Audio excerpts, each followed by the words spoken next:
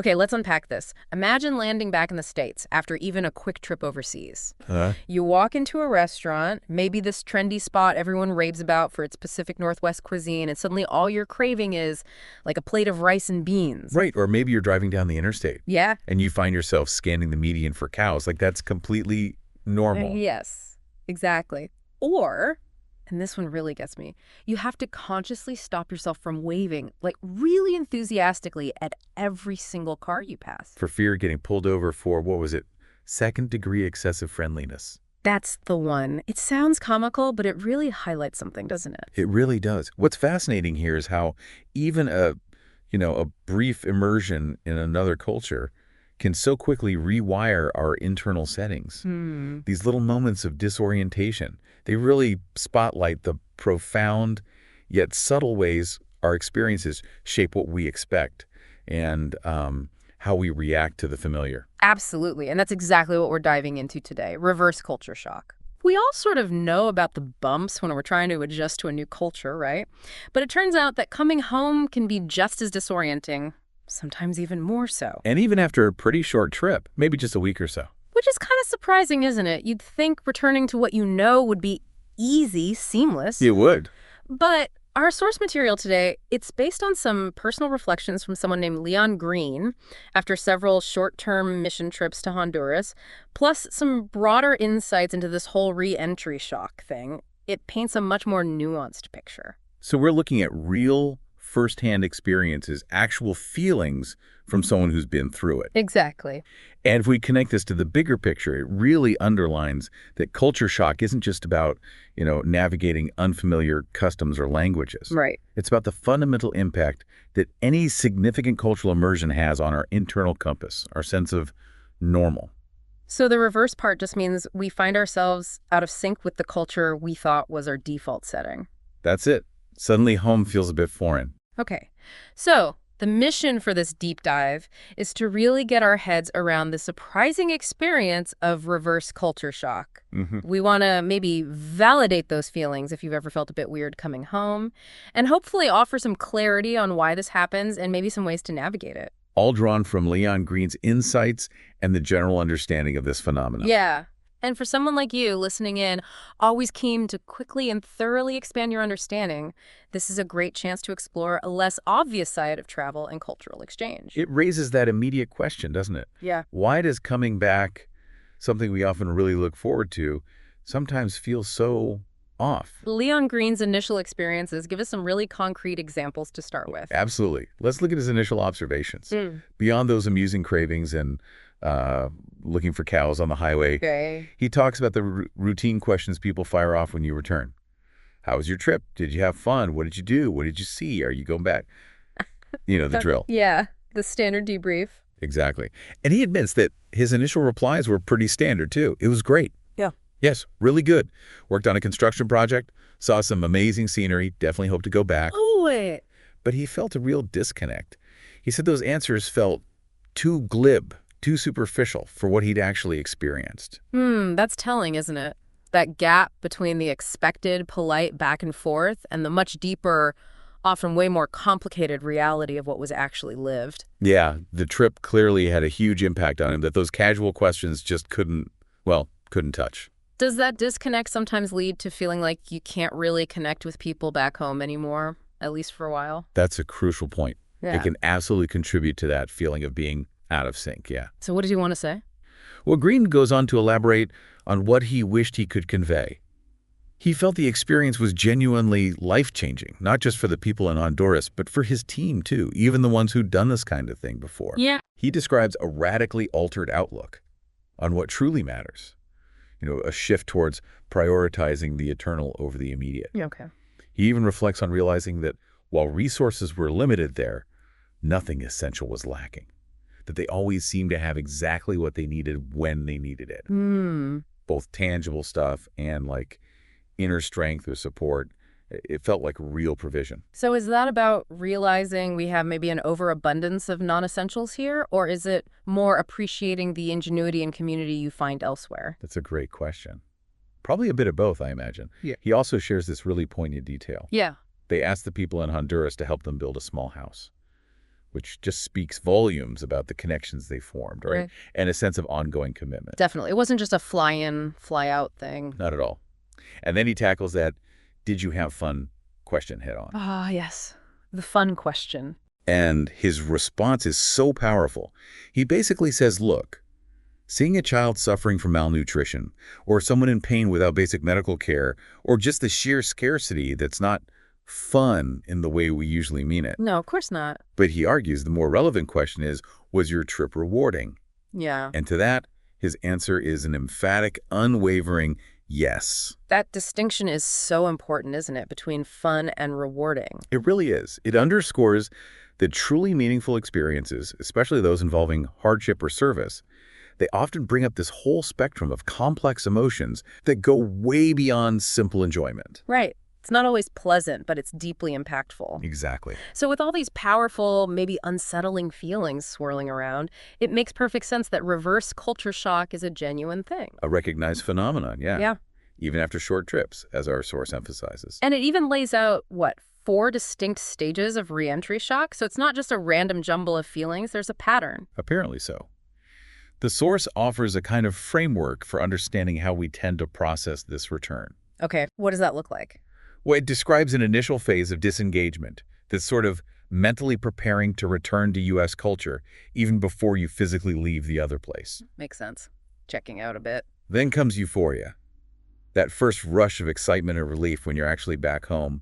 Familiar bed, familiar food. Ah, the comforts of home. But it's the third stage, dampened euphoria, that often catches people completely off guard. Dampened euphoria. Huh. That sounds anticlimactic. After the initial high, what happens there? This is where the returnee starts to grapple with a few key realizations. First, they've changed. Right. The trip altered them. Yeah, the experience has shifted their perspectives, maybe reshaped their values, altered priorities. Second, they often find that friends and family back home, well, they're happy to see them, sure, but they might not fully get the depth of what they experienced. That lack of understanding. And thirdly, maybe most subtly, their actual core values might have shifted in noticeable ways. That makes sense. You've seen and felt things that your everyday life back home just doesn't involve. So trying to slot back into old routines, old conversations, it can feel a bit hollow, maybe even jarring. Precisely. And this disconnect can lead to a whole range of confusing emotions, as the source details. Feelings that can pop up even if you weren't expecting them at all. Like what kind of feelings? Well, there's the potential for feeling a bit forgotten, maybe, or noticing that friendships back home feel different somehow, shifted. Ouch. That would definitely be disheartening. Absolutely. Then there's the genuine sadness, the grief almost of leaving behind new friends you made abroad. Yeah. And even a sense of guilt about unfinished tasks, that nagging feeling you could have done more if you just had more time. I can see that. And the source really highlights how challenging it can be just to talk about these complex emotions. Meaning the words. It's almost like you've lived this whole separate reality that's incredibly hard to translate back into your everyday life. Like trying to describe a really vivid dream. You know it was intense, but you can't quite make someone else feel it. Exactly. And the source points out this underlying fear that no one will truly understand.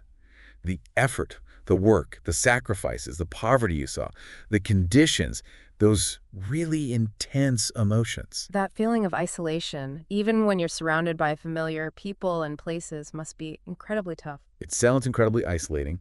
However, the source also offers a really important bit of balance here. Oh. It reminds us that, hey, hardships and intense emotions were probably happening back home too while you were gone. Ah, right. Good point. And the returnee, caught up in the intensity of their experience, might initially overlook those realities. It's a good reminder that everyone's carrying their own stuff. Yeah, perspective is key.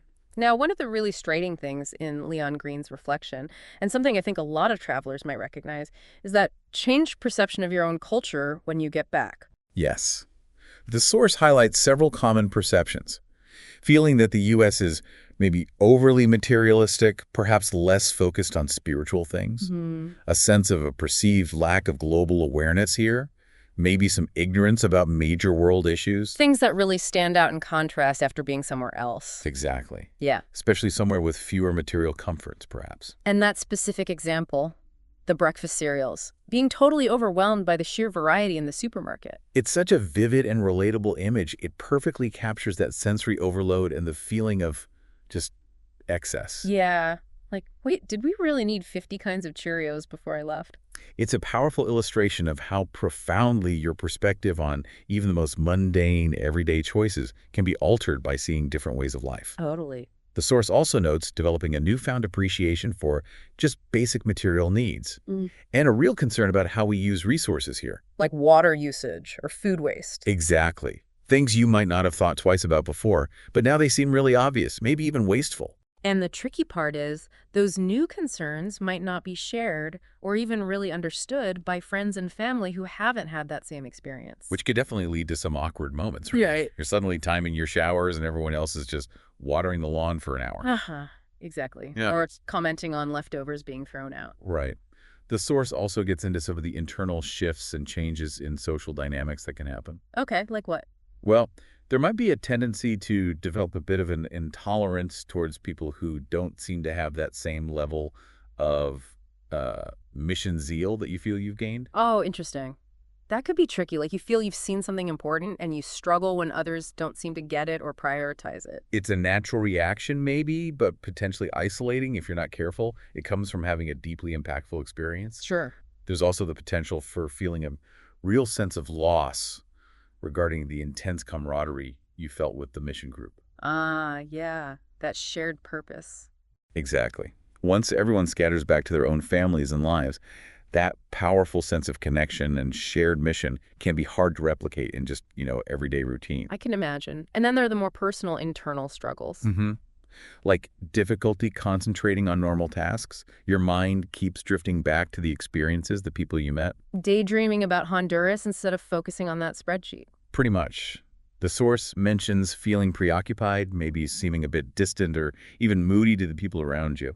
And they might notice, but not understand why. Right. And work or responsibilities back home can suddenly feel, well, less significant, kind of unimportant compared to the very tangible, impactful work you were doing. That makes sense. That deep sense of purpose you felt, it's hard to match sometimes in regular life. It really can be. And the source also wisely points out the eventual onset of fatigue. After all the initial excitement of being back wears off, there's often just a profound tiredness. Physically and emotionally drained. Yeah, underscoring the genuine need for rest and just time to readjust. It's crucial to remember, too, that the intensity of all this, how long it lasts, it really varies from person to person. Okay, so it sounds like reverse culture shock can be pretty disruptive, potentially quite challenging. What practical steps can someone actually take to navigate all this? Does the source offer any advice?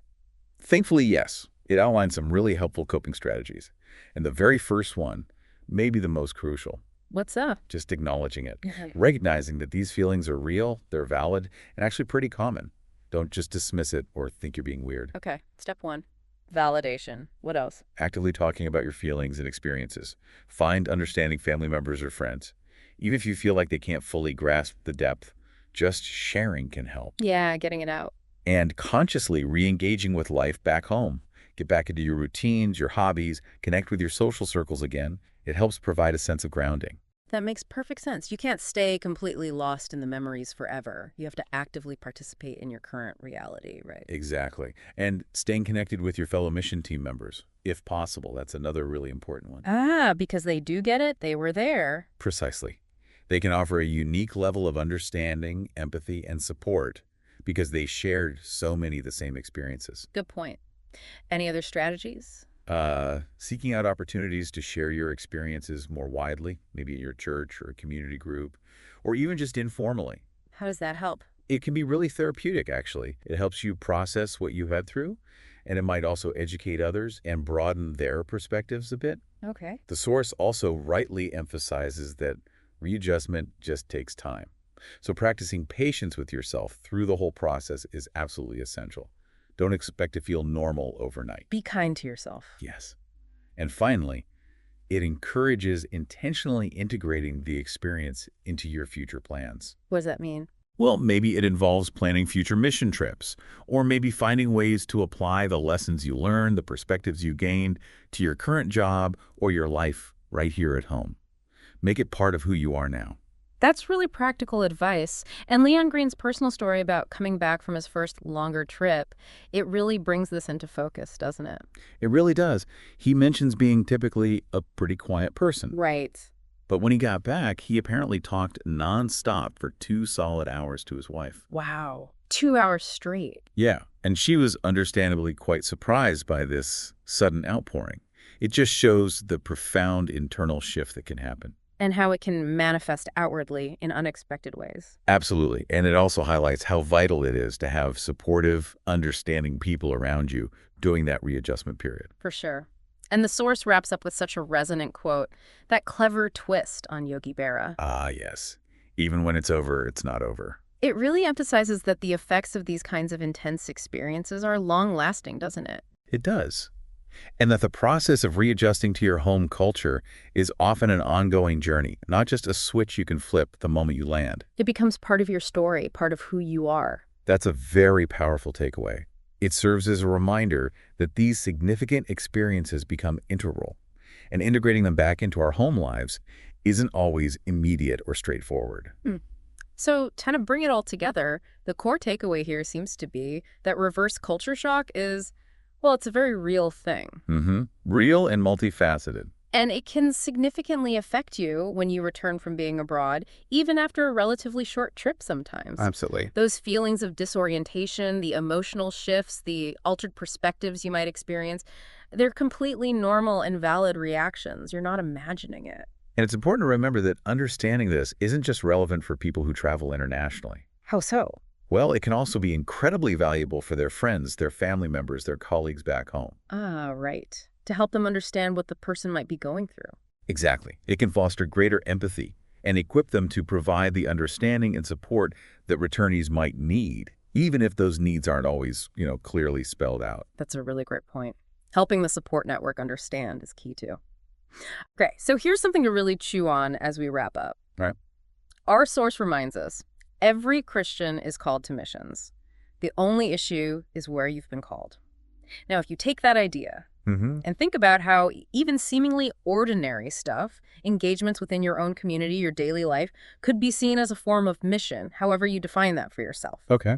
How might even those local, maybe less dramatic shifts in focus or priority lead to their own unique forms of reverse culture shock when your situation or routines inevitably change again? Interesting. Like shifting gears even within your own culture could cause a similar ripple effect. Maybe. Or consider this. The source emphasizes how the unexpected value you get from short-term missions often outweighs the initial costs. Right. The rewards exceed the investment. So, thinking more broadly, what costs, beyond the obvious ones like time and money, might we sometimes overlook in any significant life experience? And maybe more importantly, what unexpected, perhaps long-lasting returns might those experiences ultimately yield down the road? Lots to think about there. What are the hidden costs and unexpected benefits of any major life chapter, really? Exactly. Just some food for thought after our deep dive today.